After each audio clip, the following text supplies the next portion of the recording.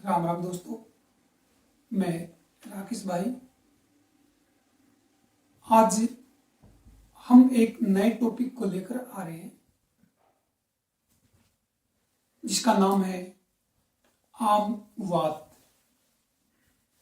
इसको हम अंग्रेजी में रोमेटिड अर्थराइटिस भी बोल देते हैं। ये होता क्यों है,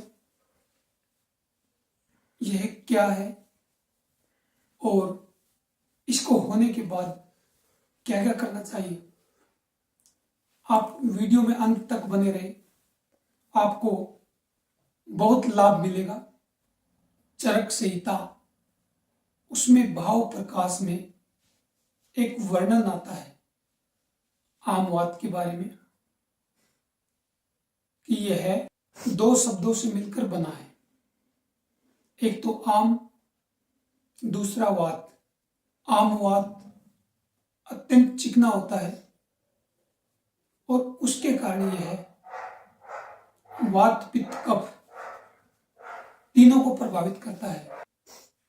आम अत्यंत चिकना होता है और उसके कारण वह वात पित्त और कफ तीनों को प्रभावित करता है, तीनों को दूषित करता है। और वात माने वायु, और ये आम और वात दोनों मिलकर संधियों को प्रभावित करते हैं, हमारे जोड़ों को प्रभावित करते हैं, जैसे घुटने, टखने, कोहनी। इस प्रकार यहां से शुरू होकर ये पूरे शरीर में फैल जाते हैं, छोटी छोटी संधियों में भी। और इन स्थानों में पहुंचने के बाद ये एक रोगी को इतना भयंकर दर्द करते हैं कि जैसे बिच्छू ने डंक मार दिया हो। बहुत असहनीय दर्द होता है, उसी पर हम चर्चा करेंगे।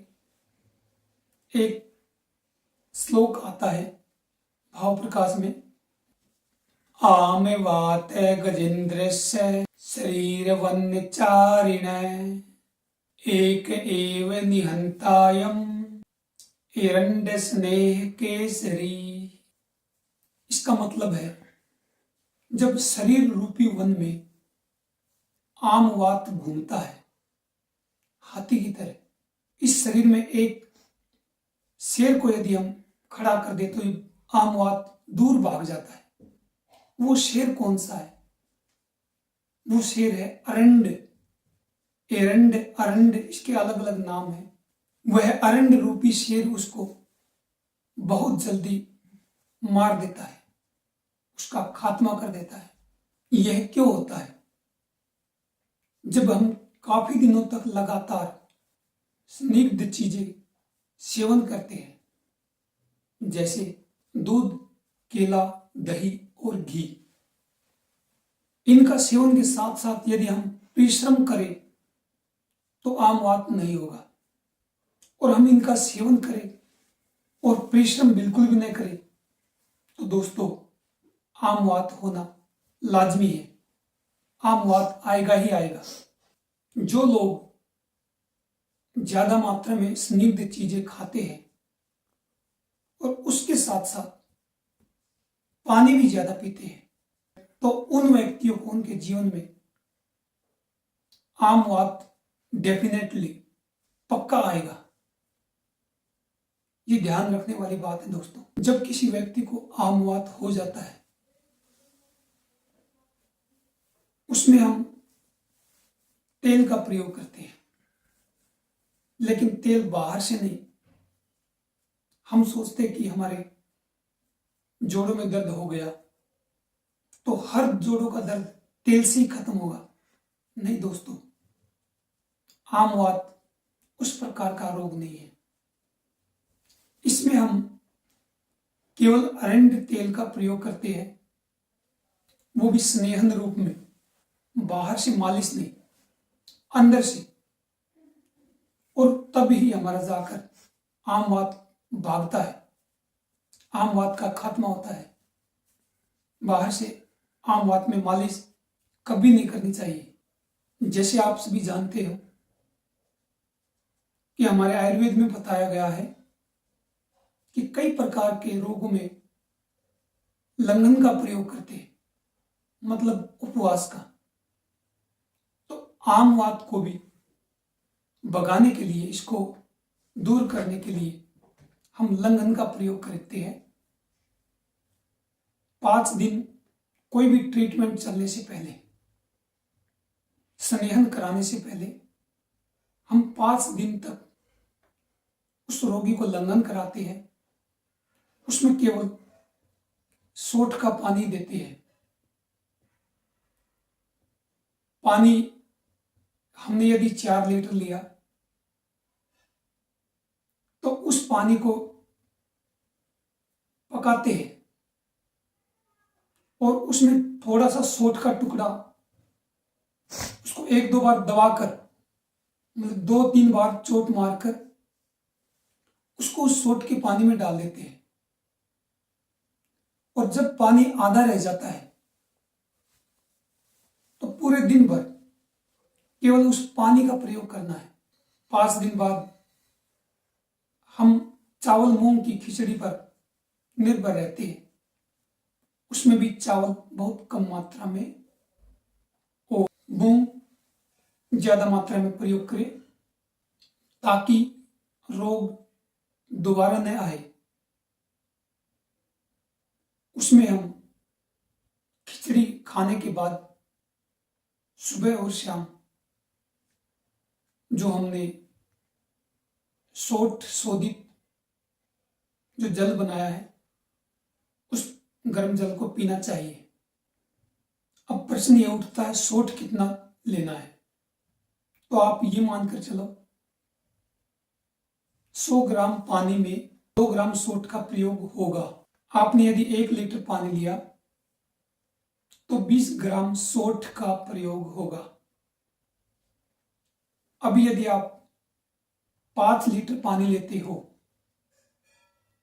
उसमें 20 को 5 से गुना कर दो, 100 ग्राम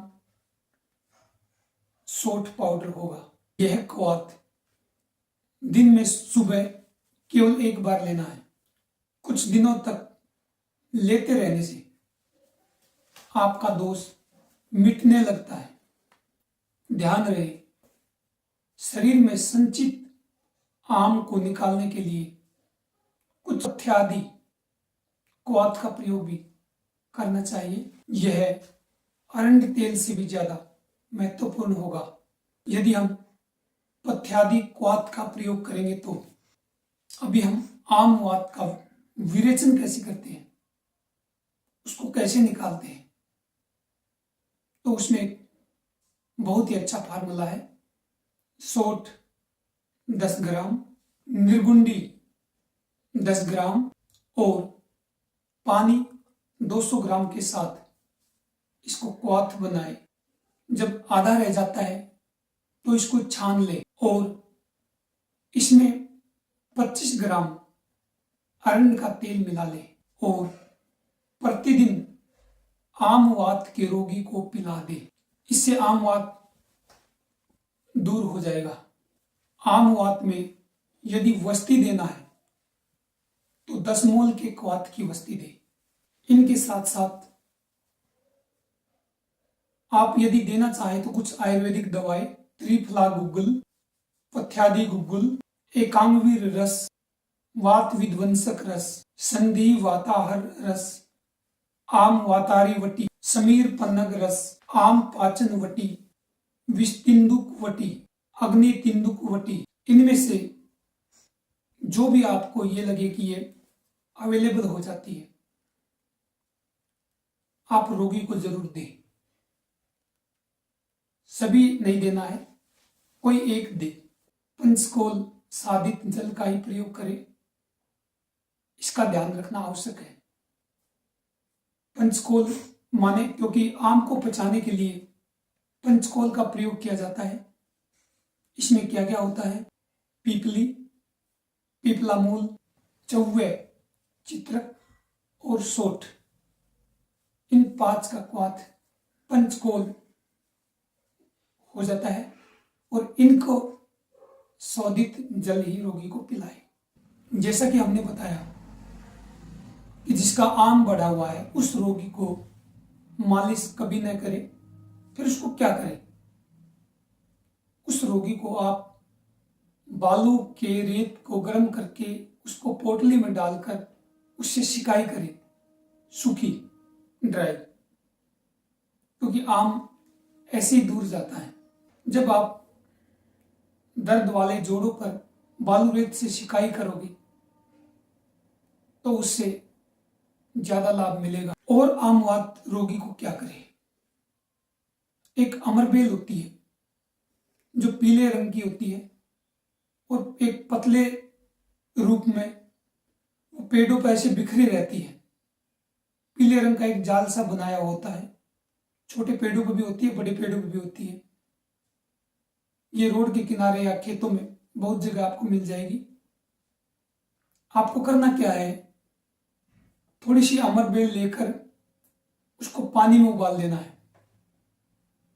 जैसे आधा लीटर पानी में 50 ग्राम अमरबेल लेकर उसको पानी में उबाल लेना है और उस पानी में कपड़ा डालकर छोटा सा और उस कपड़े से सिकाई करें, लेकिन ज्यादा गर्म न हो, जितना रोगी सहन कर सके उतना ही पानी से सिकाई करे। और रात को इस अमरबेल को दर्द वाले स्थान पर रखकर ऊपर से कोई कपड़ा बांध दे या गर्म पट्टी बांध दे। पूरी रात भर इसको रहने दे तो रोगी को आराम मिलेगा। एक ध्यान और रखें, सिकाई करते वक्त और पट्टी खोलते वक्त रोगी के दर्द वाले स्थान पर हवा नहीं लगनी चाहिए। न तो ऊपर पंखा चलना चाहिए, न बाहर खुले में हवा लगनी चाहिए। इसके साथ साथ यदि हम पथ्य अपथ्य उसका भी पालन करें तो बहुत लाभ मिलेगा। उसमें हमको लेना क्या क्या है? गर्म जल, सोठ, कुल्थी, साठी चावल, सामा, सहजना, पटोल, लहसुन, बैंगन, गोखरू का काढ़ा और साबूदाना। अपथ्य में क्या हमको नहीं लेना चाहिए? ठंडा पानी, चावल, दूध, दही, गुड़, मछली, नमक, उड़द की दाल के वड़े, कचौड़ी, मैदा और विषम पदार्थ एक दूसरे की विरोधी वस्तुएं।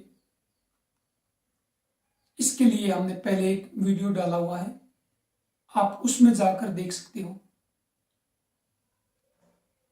जैसे दूध और खीर के साथ दही नहीं लेना, इस प्रकार विहार हमारे दिनचर्या में ये न करें। दिन में सोना, रात में जागना और हमारे वेगों को रोकना। हमारे वेग कौन कौन से होते हैं इसके बारे में भी मैंने पहले वीडियो में डाला हुआ है, फिर भी मैं बता देता हूं। हमारे 13 प्रकार के वेग है: भूख, प्यास, नींद, हंसना, रोना, छींक, जमाई, मल का त्याग, मूत्र का त्याग। तो उनको रोकना नहीं है। अब बात करते हैं जिसको आम वात बढ़ गया है बहुत ज्यादा, उसके जोड़ बिल्कुल जुड़ गए हैं और उसको इतनी प्रॉब्लम आ रखी है कि वो हिल भी नहीं सकता, 2 कदम भी नहीं चल सकता। उसकी चिकित्सा कैसे करें? तो हम कुछ आयुर्वेदिक कुछ प्रयोग बताएंगे। उनका प्रयोग यदि आप करोगे तो आपको अद्भुत लाभ मिलेगा। वो क्या है? जो इंद्रायण फल होता है उसका चूर्ण 2 ग्राम लेकर रात को पानी या दूध के साथ लेकर सो जाना है। इससे अगले दिन 2-3 बार पेट साफ होगा, इससे कमजोरी नहीं आएगी, बल्कि आपकी आंतें साफ हो जाएंगी, बॉडी डिटॉक्स होगी। क्योंकि बॉडी डिटॉक्स होगी तभी कोई दवा काम करेगी। इस चूर्ण को हम लगातार 4 दिन तक उस रोगी को शाम को दे और 4 दिन तक उसका बॉडी का डिटॉक्स हो जाएगा। इसके बाद हम आम वात को कम करने और धीरे धीरे उसको खत्म करने की दवा का प्रयोग करते हैं। इसमें रोगी को 10 मूल क्वाथ का काढ़ा दे। आप 10 मूल क्वाथ डायरेक्ट ला रहे हो या फिर पंसारी चीज लेकर आते हो, क्योंकि इसमें बहुत पुरानी खराब क्वालिटी की न हो, उसको ला करके आप मिला करके 10 मूल क्वाथ भी बना सकते हैं। उस 10 मूल क्वाथ में क्या क्या होता है, उसमें कौन कौन से घटक होते हैं? बेल की छाल, गंभारे की छाल, पाडल की छाल, अरलू की छाल, अरनी की छाल, अरनी का एक बड़ा पेड़ होता है उसकी छाल, गोखरू का पंचांग, पंचांग मतलब उसकी 5 चीजें, जड़, पत्ते, छाल, टहनी और फल। छोटी कटेली का पंचांग, बड़ी कटेली का पंचांग, पृष्ठ पर्णी का पंचांग, साल पर्णी का पंचांग। साल पर्णी के छोटे छोटे पौधे होते हैं। ये जो 10 मूल है, इनका क्वाथ घर में इनको ला करके 100 ग्राम या 50 ग्राम ला करके इनको कूट के और मिला करके उसका आप काढ़ा तैयार करें और रोगी को पिलाएं। बहुत आराम मिलेगा। आप केवल इसी प्रयोग को करें। दोस्तों, वैसे ये आम वात का चैप्टर बहुत बड़ा है, क्योंकि आयुर्वेद में वात के 80 रोग बताए हैं। वैसे आगे मैं आप सबको बताता रहूंगा कि आपको क्या क्या करना है। आम वात में इसके बहुत से प्रयोग हैं। आप सभी को राम राम, जय माता जी की।